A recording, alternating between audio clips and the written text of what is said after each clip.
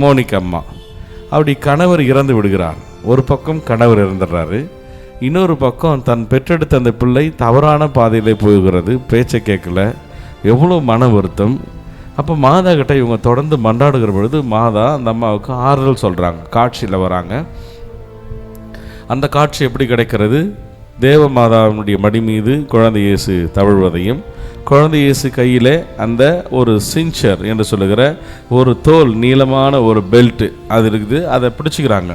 ஒரு பக்கம் மோனிகம்மா மண்டியிடுவது போலவும், ஒரு பக்கம் புனித அகுஸ்தினார் மண்டியிடுவது போலவும் அந்த புகைப்படங்கள் இருக்கிறது நீங்கள் பார்க்கலாம். பிரியமானவர்களே, நாம் துன்புறுகிற பொழுது நமக்கு கூட ஒரு ஆறுதல் வேண்டும். Praise the Lord. அந்த ஆறுதல் மனிதர்களாக இருக்கலாம், உறவுகளாக இருக்கலாம்.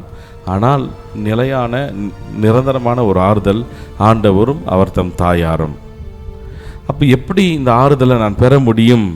மாதா எப்படி எப்பொழுதுமே இயேசுவை நோக்கியே நின்று கொண்டிருந்தார்களோ அதுபோல பதட்டமான நேரங்கள் உண்டு நம்ம வாழ்க்கையில். உண்டா? பதட்டமான நேரங்கள் உண்டா? இன்றைக்கி கூட ஒரு அம்மா ஃபோன் பண்ணி அழுகுறாங்க, ஃபாதர் எங்கள் வீட்டில் இது மாதிரி ஒரு பிரச்சனை, கொஞ்சம் வேண்டிங்க.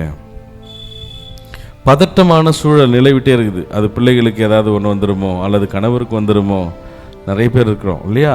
அப்போ பதட்டமான சூழலில் மனித தருகிற ஆறுதல் அன்னைக்கு ஓகே. ஆனால் நீங்கள் இறைவன் மீது அல்லது அன்னை மீது கொண்டிருக்கிற அந்த நம்பிக்கை தான் உங்களை கண் விழிக்க செய்து அடுத்த நாளுக்கு அது கடத்தி செல்லும்.